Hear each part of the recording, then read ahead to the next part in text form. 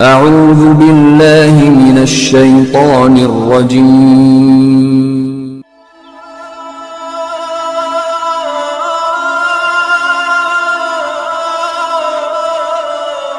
بسم الله الرحمن الرحيم. على آلك وأصحابك يا حبيب اللہ. حمد و صلات کے بعد لائق صد احترام احباب ذی وقار سامعین محترم،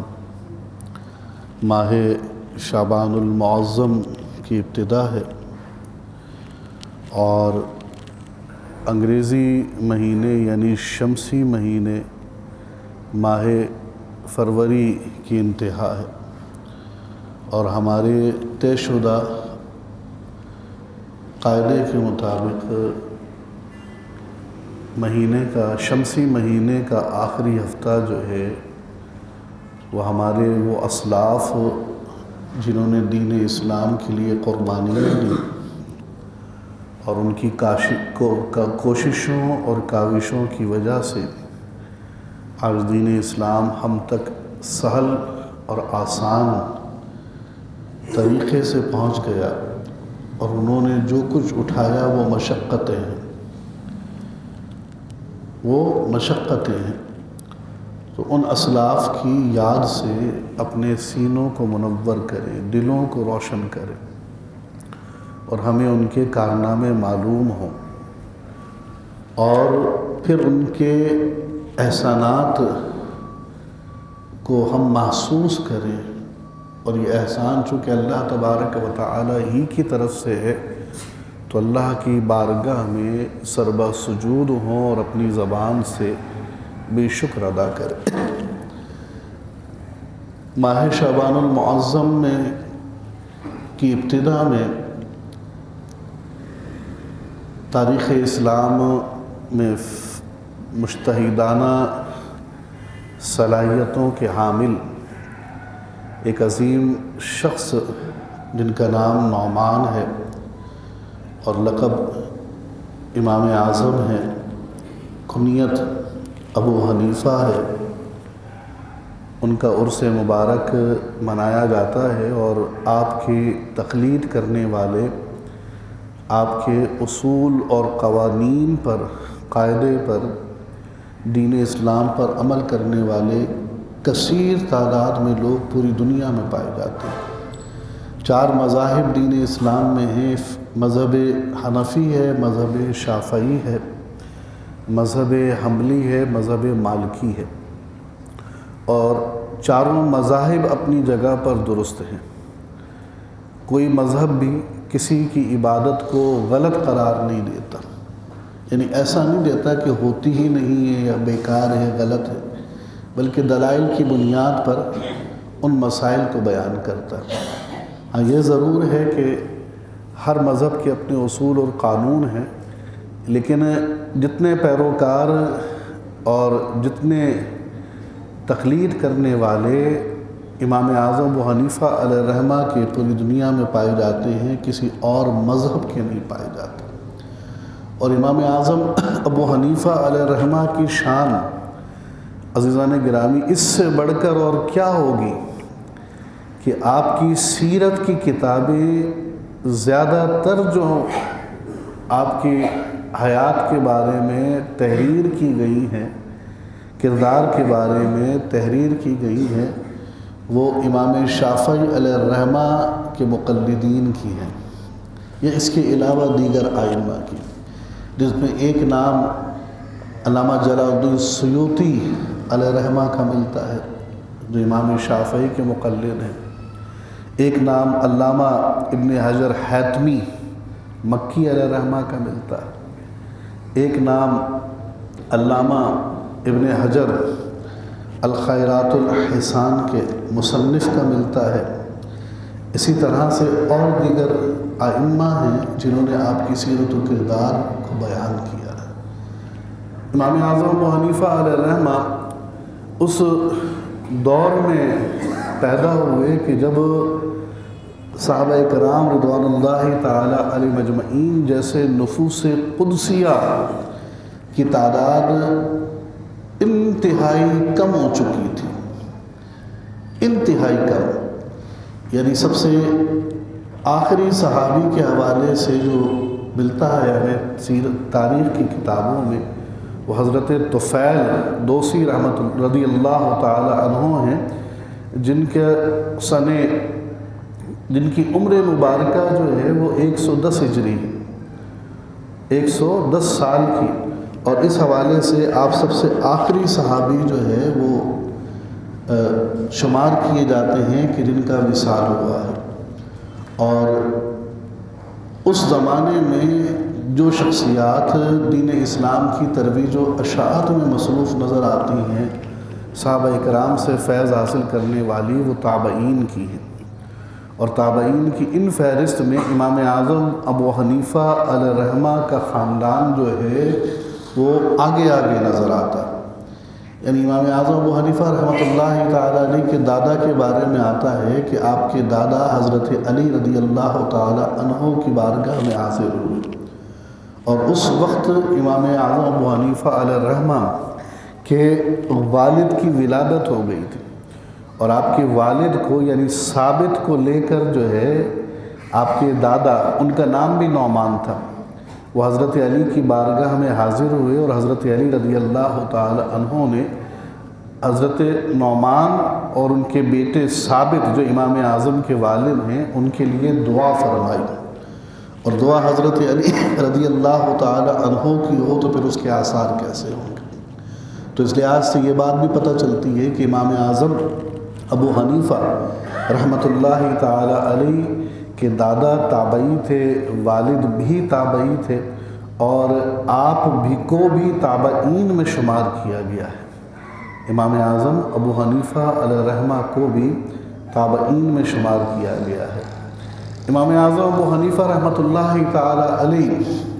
کے ابتدائی ایام کے بارے میں آپ کی سیرت نگار بیان یہ کرتے ہیں کہ وہ شخصیت جس نے علم فقہ میں اپنا سکہ بیٹھا دیا اور اپنے مقام کو لوگوں پر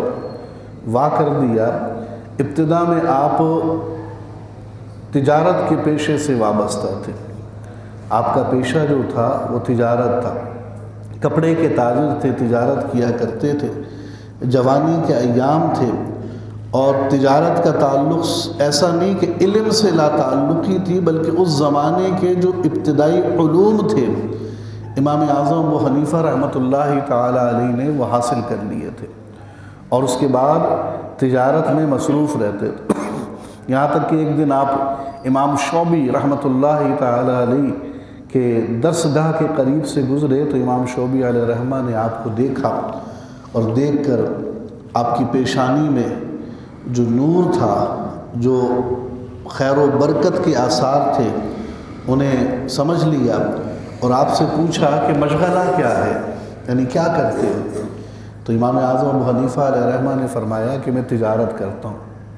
تو فرمایا کیا علماء کی مجلس میں نہیں بیٹھتے؟ تو کہا کہ کبھی کبھار، یعنی مستقل نہیں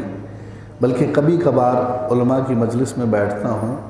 تو امام شعبی علیہ الرحمہ نے امام اعظم ابو حنیفہ علیہ الرحمہ سے فرمایا کہ علماء کی مجالس میں بیٹھا کرو اور ان کو اپنے اوپر لازم کر لو، یہ تاکید فرمائی،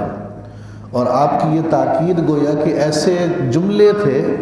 کہ امام اعظم ابو حنیفہ علیہ الرحمہ فرماتے ہیں کہ اس کے بعد سے میرا دل جو ہے وہ دنیا کی طرف سے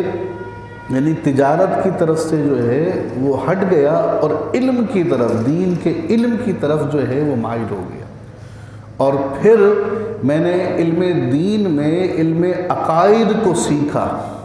یعنی علم الکلام کو، عقائد کے علم کو سیکھا، اور اس میں اتنا عبور حاصل کیا کہ اس زمانے کے جو بدعقیدہ لوگ تھے میں ان سے مناظرہ کیا کرتا تھا، اس زمانے کے جو بدعقیدہ لوگ تھے میں ان سے مناظرہ کیا کرتا تھا۔ تو پتہ یہ چلا کہ بدعقیدگی جو ہے وہ ہر زمانے میں رہی ہے، یعنی ایسے لوگ جن کے عقائد اچھے نہ ہوں تو وہ ہر زمانے میں کسی نہ کسی دور میں رہے ہیں، طرح رہے ہیں، اور پھر ان کا مقابلہ بھی علماء نے ہی کیا ہے، ان کا مقابلہ بھی علماء نے ہی کیا ہے۔ تو فرماتے ہیں کہ میں اس طرح جب ان سے مناظرہ کرتا تھا تو ایک دن میرے دل میں ایک بات آئی، اور دل میں بات یہ آئی کہ صحابہ کرام رضوان اللہ تعالی علیہم اجمعین جو اس زمانے کے یعنی اس دنیا کے سب سے بہترین لوگ ہیں انبیاء کے بعد، تو ان کی اگر زندگی کو دیکھتے ہیں، شغف دیکھتے ہیں، تو وہ علم فقہ کی طرف زیادہ مائل نظر آتے ہیں، اور مناظرے اور علم الکلام کے معاملات میں بحث کرنے کے حوالے سے مصروف نظر نہیں آتے، بلکہ دین کے مسائل کو سیکھنے، سمجھنے، اس پر عمل کرنے کے حوالے سے زیادہ ان کی کوشش ہے۔ تو اس طرف توجہ دیتے ہوئے امام اعظم ابو حنیفہ رحمۃ اللہ تعالی علیہ کی توجہ جو تھی وہ علم الکلام کے بعد جو ہے وہ علم فقہ کی طرف مائل ہوئی، اور علم فقہ کی طرف مائل ہوئی تو اس زمانے کے مشہور و معروف فقیہ حضرت حماد رحمۃ اللہ تعالی علیہ کی مجلس میں آپ بیٹھے، اور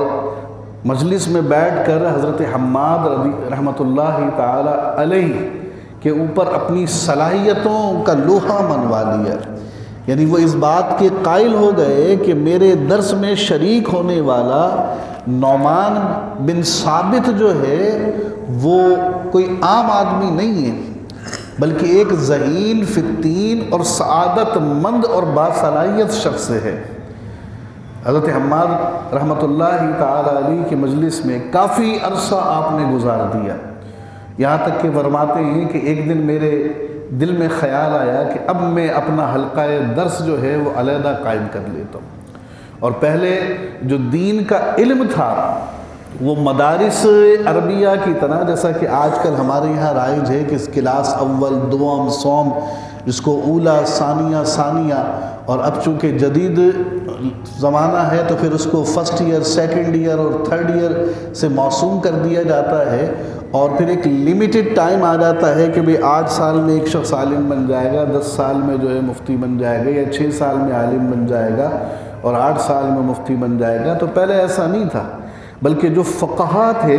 وہ اپنی اپنی مجالس قائم کرتے، اور ان کے پاس جس قدر علم ہوتا لوگ اس سے فیض اٹھاتے، اور پھر اس کے بعد دوسرے استاد کے پاس چلے جاتے، پھر اس کے بعد تیسرے استاد کے پاس چلے جاتے، پھر اس کے بعد اسی طرح سے ان کے اساتذہ کی تعداد بڑھ جاتی۔ جیسے امام اعظم ابو حنیفہ علیہ رحمہ کے حوالے سے آتا ہے کہ آپ کے اساتذہ کی تعداد 4000 سے زیادہ ہے، 4000 اساتذہ سے آپ نے علم دین حاصل کیا ہے، اور اس میں ابتدائی ایام میں جن سے آپ نے حاصل کیا یعنی حضرت حماد، ان کا نام قابل ذکر ہے۔ تو فرماتے ہیں کہ میں نے سوچا کہ اپنا حلقہ درس علیحدہ قائم کر لوں، تو ایک دن ایسا ہوا کہ میرے استاد حضرت حماد کو کہیں کام سے جانا پڑا، اور ان کی غیر موجودگی میں پھر میں بیٹھا حلقہ درس پہ، تو اس دوران میں کچھ سوال آئے فتوے کے لیے، کچھ ایسے استفتاء آئے کہ جن کے جوابات دینے تھے، تو 60 فتاوے میں نے تحریر کیے، اور جب استاد میرے حضرت حماد واپس آئے تو میں نے انہیں چیک کرایا، تو ان 60 فتاووں میں سے 40 فتووں کی انہوں نے تصدیق کر دی کہ اس کے جواب درست ہیں، اور 20 کو انہوں نے ریجیکٹ کر دیا۔ تو جب اس طرح سے 40 اور 20 کا ریشو میں نے دیکھا تو میرے دل سے یہ خیال نکل گیا کہ مجھے اپنا حلقہ درس جو ہے وہ علیحدہ قائم کرنا چاہیے، اور پھر میں نے حضرت حماد رحمۃ اللہ تعالی علیہ کی مجلس میں مزید جو ہے وہ بیٹھنے کا فیصلہ کرتی، یعنی یہ حضرت امام اعظم ابو حنیفہ علیہ رحمہ کا معاملہ ہے کہ آپ اس مقام پر تھے کہ اگر دیکھا جائے تو 50% سے زیادہ فتوے آپ نے درست تحریر فرمائے تھے، 50% سے زیادہ فتوے آپ نے درست تحریر فرمائے تھے، یعنی 40 فتاووں کی تصدیق آپ کے استاد نے کر دی تھی، لیکن دین کا معاملہ تھا تو امام اعظم ابو حنیفہ علیہ رحمہ نے جو 20 فتوے تھے جن کو ریجیکٹ کر دیا تھا کچھ نہ کچھ غلطی کی وجہ سے، ان کو پیش نظر رکھا کہ اس میں جو غلطی ہے تو اس کا مطلب ہے کہ ابھی میرا علم جو ہے تو کامل نہیں ہوا ہے، بلکہ اس میں کوئی نقص ہے، جبھی تو استاد نے ان فتووں کو ریجیکٹ کر دیا کچھ کسی اصول کی بنا پر، کسی قاعدے کی بنا پر، تو لہٰذا اس کی بھی اصلاح کر لی جائے، اسے بھی حاصل کر لیا جائے۔ تو امام اعظم ابو حنیفہ علیہ الرحمہ نے جو ہے وہ اپنا حلقہ درس علیحدہ کرنے کا فیصلہ جو ہے وہ ختم کر دیا۔ امام اعظم ابو حنیفہ رحمۃ اللہ تعالیٰ علیہ، عزیزان گرامی، پوری دنیا کے اندر 2/3 حنفیوں کے امام ہیں، یعنی 2/3 میجورٹی ہے، 2/3 میجورٹی ہے جو امام اعظم ابو حنیفہ علیہ الرحمہ کے مقلدین کی ہے۔ اور امام اعظم ابو حنیفہ رحمۃ اللہ تعالیٰ علیہ کا مقام اور مرتبہ ایسا ہے کہ آپ کے اندر اوصاف حمیدہ کو اگر دیکھا جائے تو کوئی ایسا وصف آپ کی ذات میں گم نظر نہیں آتا جسے اوصاف حسنہ یا حمیدہ میں شمار کیا جائے اور وہ امام صاحب کی ذات میں موجود نہ ہو۔ اگر عبادت کی بات آئے تو امام اعظم ابو حنیفہ علیہ الرحمہ میں وہ کس طرح پائی جاتی ہے، واقعات موجود ہیں۔ ریاضت کی بات کی جائے تو وہ تقوی و پرہیزگاری موجود ہے۔ اگر خوف و خشیت کی بات کی جائے، خوف خدا کی، تو امام اعظم ابو حنیفہ علیہ الرحمہ میں وہ موجود ہے۔ اسی طرح سے دیگر اوصاف جو ایک صالح شخص میں موجود ہونے چاہیے، امام اعظم ابو حنیفہ رحمۃ اللہ تعالیٰ علیہ کی شخصیت میں وہ تمام کے تمام اوصاف جو ہیں عزیزان گرامی وہ نظر آتے ہیں۔ امام اعظم ابو حنیفہ رحمۃ اللہ تعالیٰ علیہ کے اوصاف حمیدہ کے حوالے سے آتا ہے کہ ہارون رشید ایک خلیفہ گزرا ہے، علماء کی قدر کرتا تھا، قدردان تھا۔ اس نے ایک مرتبہ آپ کے شاگرد امام ابو یوسف علیہ الرحمہ سے کہا کہ مجھے امام اعظم ابو حنیفہ علیہ الرحمہ کے اوصاف بیان کیجیے، ان کے اوصاف حمیدہ کیا تھے؟ تو امام اعظم ابو حنیفہ علیہ الرحمہ کے اوصاف آپ کے شاگرد، اور یہ بھی یاد رہے کہ امام ابو یوسف علیہ الرحمہ امام اعظم کے ان شاگردوں میں ہیں جنہوں نے سب سے زیادہ وقت امام اعظم ابو حنیفہ کی صحبت میں گزارا، اس قدر وقت گزارا ہے کہ سیرت میں آتا ہے امام ابو یوسف کی کہ عید کا دن ہوتا تھا تو گھر والے شکوہ کرتے تھے کہ ابو یوسف جو ہیں وہ عید کے دن بھی گھر پہ ٹائم نہیں دیتے، اور امام ابو یوسف علیہ الرحمہ عید کے دن جو ہے وہ امام اعظم کی بارگاہ میں حاضر ہوتے تھے، بیوی بچوں سے غیر حاضر ہوتے تھے۔ یہ شوق تھا، یہ اکتاہٹ نہیں تھی، یہ کوئی بیوی بچوں سے بیزاری نہیں تھی، بلکہ یہ غلبہ شوق تھا، علم کا غلبہ شوق تھا۔ تو امام ابو یوسف علیہ الرحمہ سے جب پوچھا گیا تو امام ابو یوسف علیہ الرحمہ جنہوں نے سب سے زیادہ وقت اپنے استاد کی بارگاہ میں گزارا، وہ بیان کرتے ہیں کہ امام اعظم محارم سے شدید اجتناب کرتے تھے، یعنی حرام چیزوں سے بچا کرتے تھے۔ اور یہ سب سے بڑی اہم ترین بات ہے، کسی کام کو کرنا اتنا اہم نہیں حلال جتنا کسی حرام کو ترک کرنا ہے۔ حرام کو ترک کرنا جو ہے یہ نفس پر بار ہے، اور حلال کو اختیار کرنا کبھی کبھی یہ نفس کی غذا بھی بن جاتا ہے، نفس کی غذا بھی بن جاتا ہے۔ ہمارے یہاں بعض چیزیں کھانے پینے کے حوالے سے سنتیں موجود ہیں نا، لوگوں کو یاد ہے بھائی، کوئی کہتا ہے گائے کا گوشت کھانا ابراہیم علیہ السلام کی سنت ہے، بکری کا گوشت کھانا حضور کی سنت ہے، ران کا حلال ہے، لیکن کتنی رغبت آ جاتی ہے، کتنی رغبت آ جاتی ہے۔ لیکن حرام کو چھوڑنا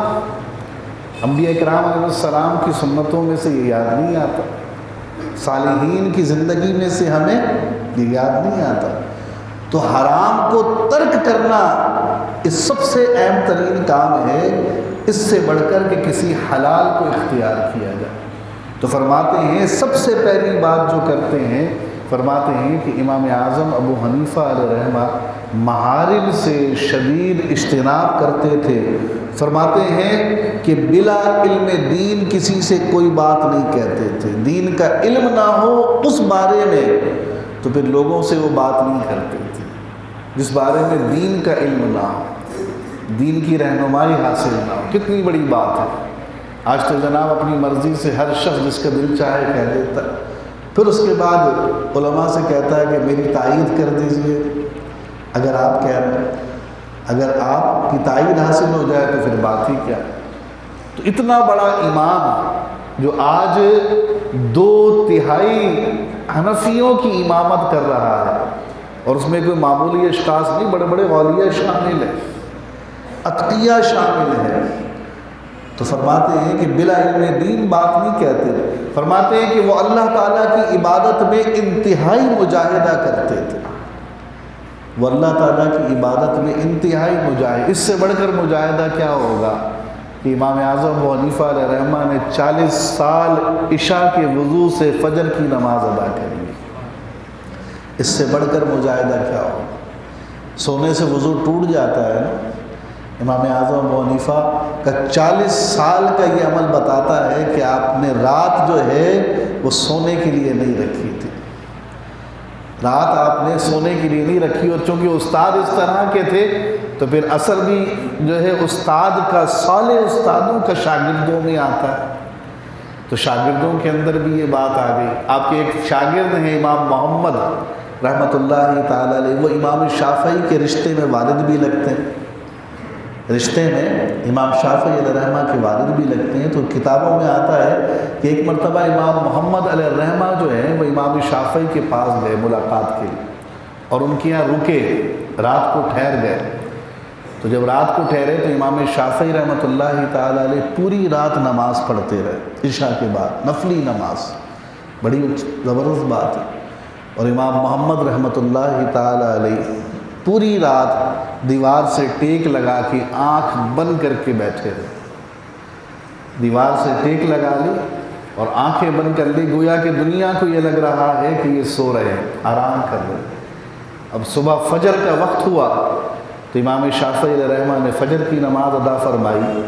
اور امام اعظم ابو حنیفہ علیہ رحمہ کی یہ نور نظر امام محمد علیہ رحمہ نے بغیر وضو کے فجر کی نماز پڑھ لی۔ تو جب بغیر وضو کے فجر کی نماز پڑھی تو امام شافعی علیہ رحمہ نے کہا کہ کیا حنفیوں کی یہاں سونے سے وضو نہیں ٹوٹتا؟ یعنی ان کے خیال میں امام محمد سوئے ہوئے تھے، تو امام محمد علیہ رحمہ نے فرمایا کیوں نہیں ٹوٹتا بھائی، حنفی کے یہاں ٹوٹ جاتا ہے، تو کہا کہ آپ نے تو وضو ہی نہیں کیا۔ تو امام محمد علیہ رحمہ نے فرمایا میں سویا کب تھا، میں سویا کب تھا؟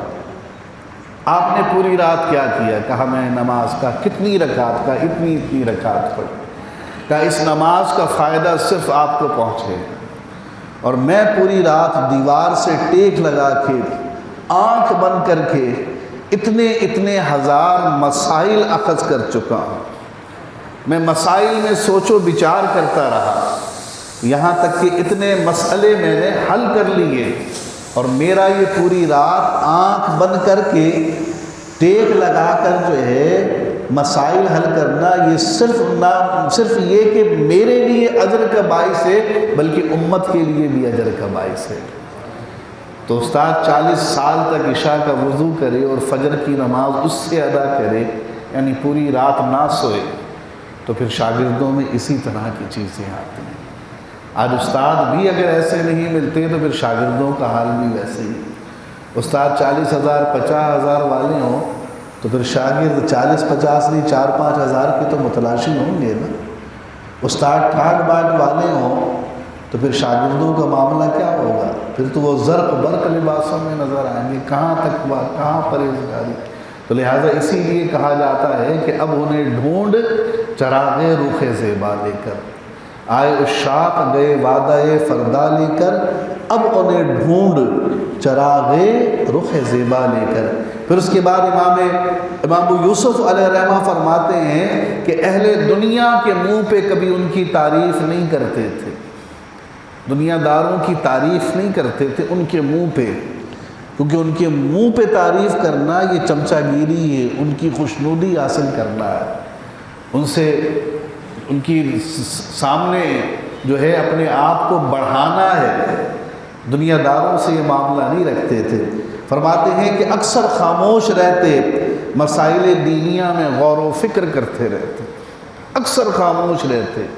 بیجا گفتگو نہیں کرتے، اور ساری توجہ کا مرکز مسائل دینیہ ہوتے۔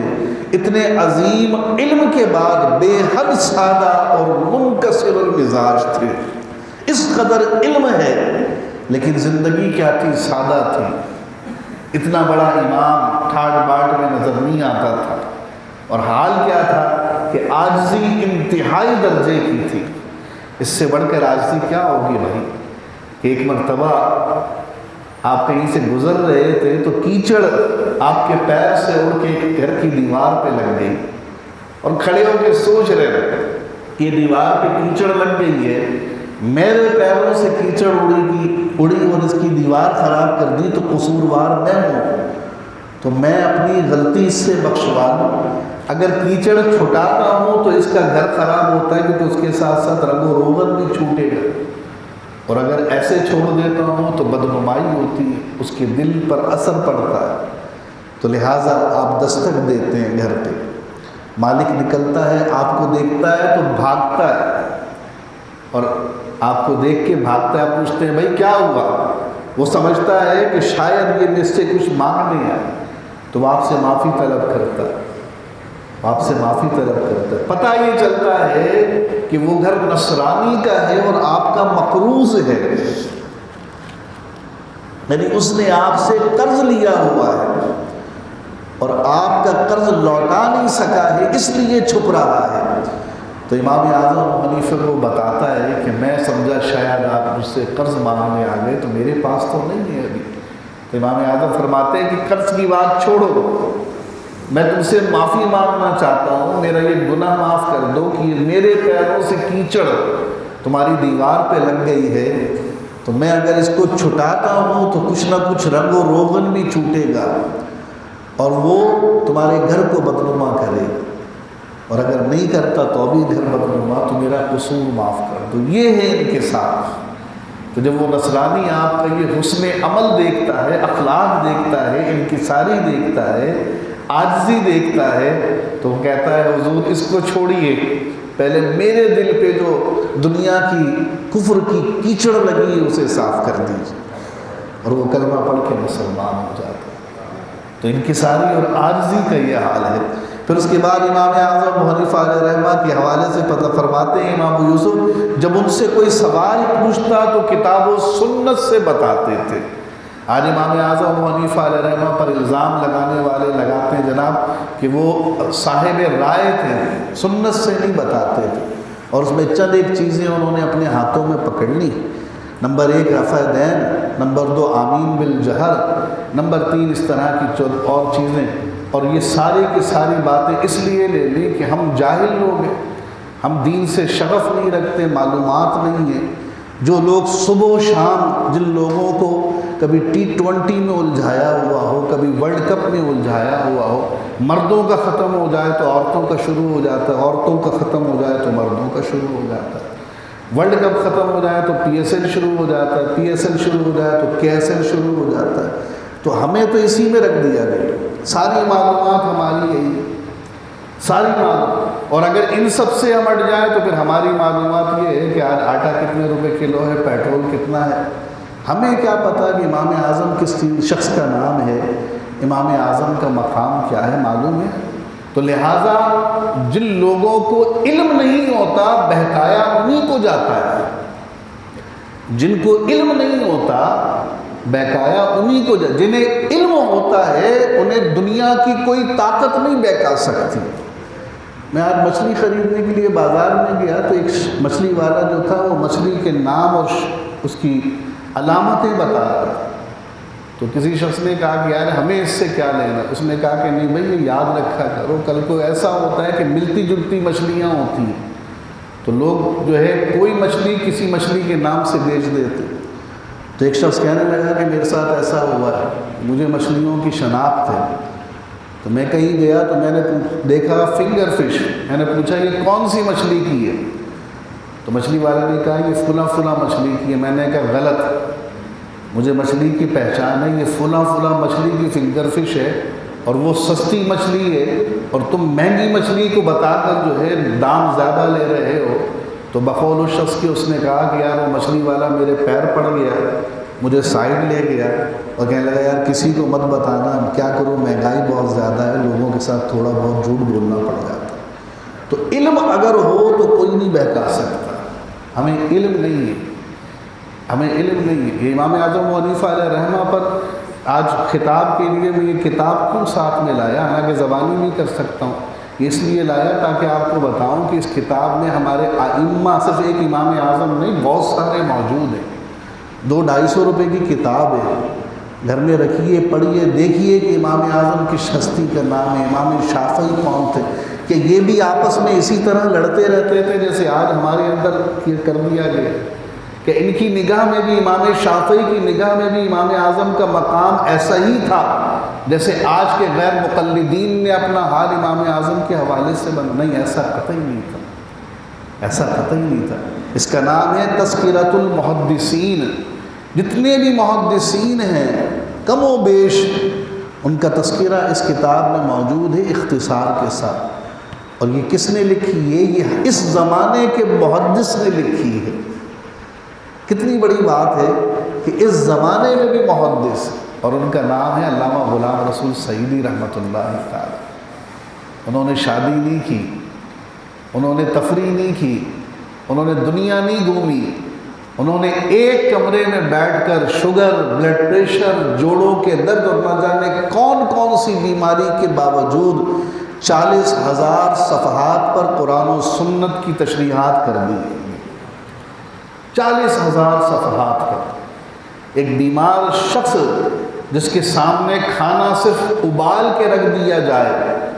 اس میں نہ تیل ہو، نہ نمک ہو، نہ مرچ ہو، اور وہ اس کھانے کو کھا کر، پھیکی روٹی کو کھا کر 40,000 صفحات جس میں قرآن کی تفسیر اور حدیث کی شروحات شامل ہوں، تو کتنی بڑی قربانی ہے اس کی، اور کتنا بڑا کام۔ تو اس شخصیت کی یہ کتاب ہے، اس کو پڑھیں۔ تو اسی میں سے چند ایک باتیں میں آپ کے سامنے رکھ رہا ہوں۔ تو پھر امام صاحب سے فرمایا، امام ابو حنیفہ علیہ رحمہ کے بارے میں امام ابو یوسف فرماتے ہیں کہ اگر کسی چیز کی نظیر قرآن اور حدیث میں نہیں ملتی تو پھر قیاس کرتے۔ اگر کسی چیز کے بارے میں مسئلہ قرآن و حدیث میں بعین ہی نہیں ملتا، ایز اٹ از نہیں ملتا، تو پھر اب کیا کرے گا؟ پہلے زمانے میں سواری ہوتی تھی خچر، پہلے زمانے میں سواری ہوتی تھی گھوڑا، پہلے زمانے میں سواری ہوتی تھی بیل گاڑی۔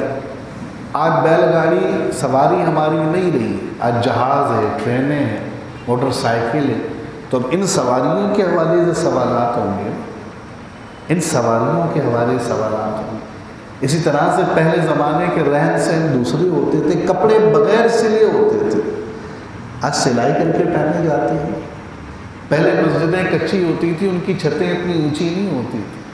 بلکہ روایات میں آتا ہے کہ مسجد نبوی میں صحابہ کرام ہاتھ اٹھاتے تو سب چھت کو ہاتھ چھوتا تھا، ہاتھ چھت کو چھوتا تھا۔ تو زمانہ بدلتا ہے تو ماحول، حالات بدلتے چلے جاتے ہیں۔ تو پھر اس کی نظیر اگر نہیں ملتی تھی مسائل کے حوالے سے، اب اس پر قیاس کرتے تھے، اجتہاد کرتے تھے، سوچتے تھے کہ اس مسئلے کا حل کیا ہے۔ پھر اس کے بعد فرماتے ہیں نہ کسی شخص سے طمع کرتے تھے، نہ بھلائی کے سوا کسی کا تذکرہ، کسی سے لالچ نہیں تھی، اور کسی کی تعریف بھی بغیر طمع کی کرتے تھے، یعنی اس سے کوئی غرض نہیں ہو، جو بات کسی نے اچھی دیکھی بیان کر دی، اور جو بات کسی کی بری دیکھی وہ بیان نہیں کری بلکہ اسے خاموش ہو گئے، برائیاں نہیں کرتے تھے۔ پھر فرماتے ہیں کہ بھلائی کے سوا کبھی کسی کا تذکرہ نہیں کرتے تھے۔ ہارون رشید نے جب یہ بات سنی تو کہنے لگا صالحین کے اخلاق ایسے ہی ہوتے ہیں، اور پھر اس نے کاتب کو بلایا اور بلا کر کہا کہ یہ سارے کے سارے اوصاف لکھ لو، اور اپنے بیٹے سے کہا کہ بیٹا ان اوصاف کو یاد کر لو۔ یہ باتیں یاد کرنے کی ہیں، یہ باتیں یاد کرنے کی ہیں۔ تو کتنی خوش نصیبی ہے ہم حنفیوں کے لیے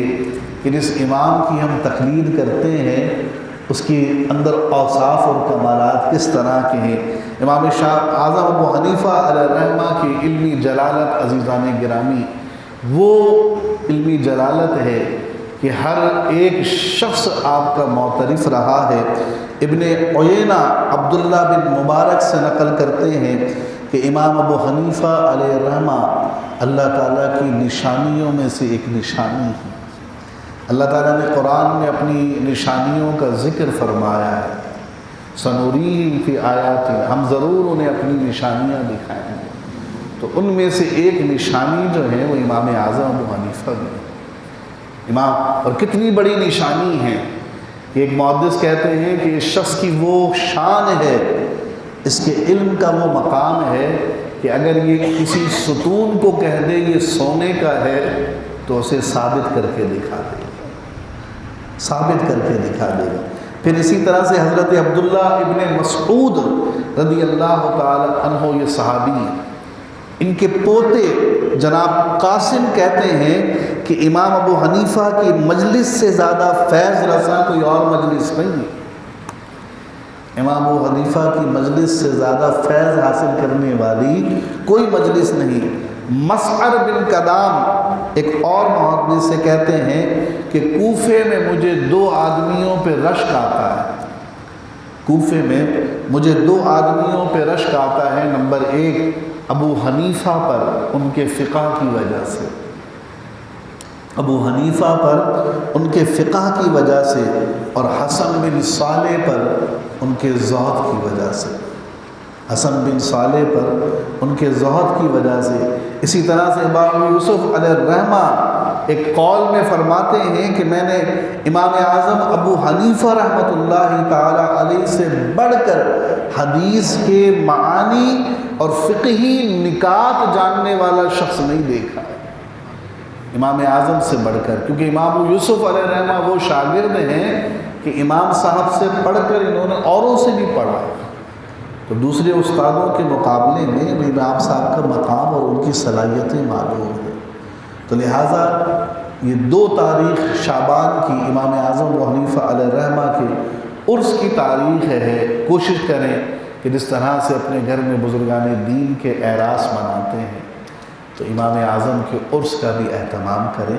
تاکہ گھر پہ ہمارے بچوں کو، گھر کی خواتین کو پتہ چلے کہ امام اعظم کس کو کہتے ہیں، کس کا نام ہے، نعمان بن ثابت کون ہیں، انہیں بتائیں کہ ہم جن کے طریقے سے نماز پڑھتے ہیں یہ طریقہ انہوں نے ہمیں بتایا ہے، اور یہ ان کا اپنا طریقہ نہیں، یہ قرآن و حدیث کے مطابق ہے،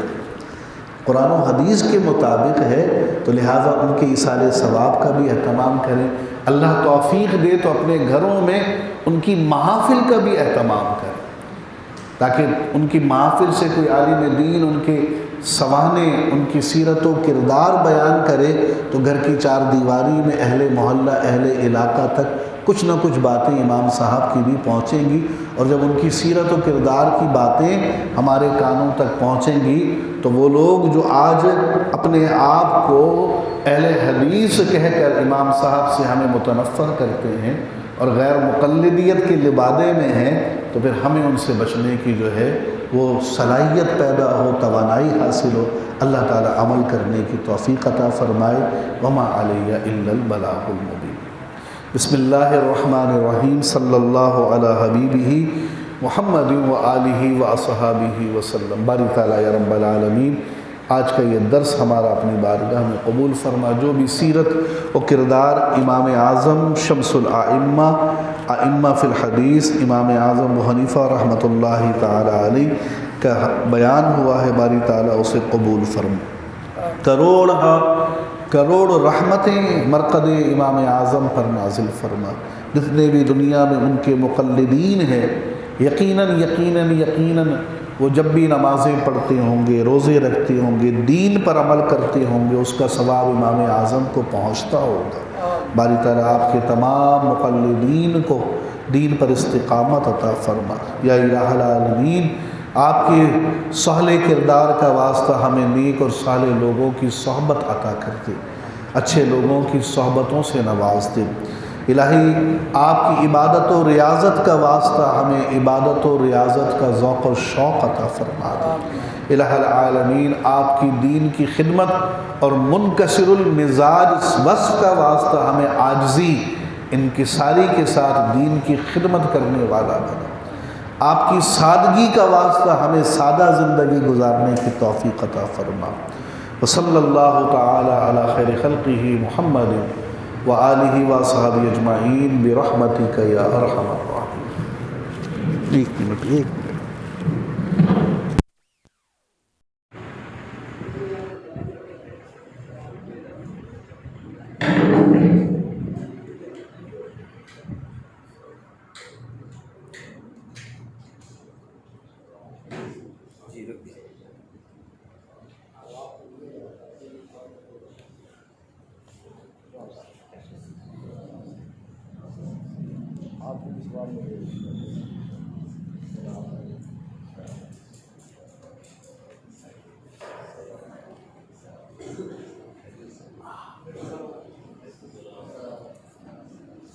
معذرت کرتے ہیں آپ جی الحمد للہ۔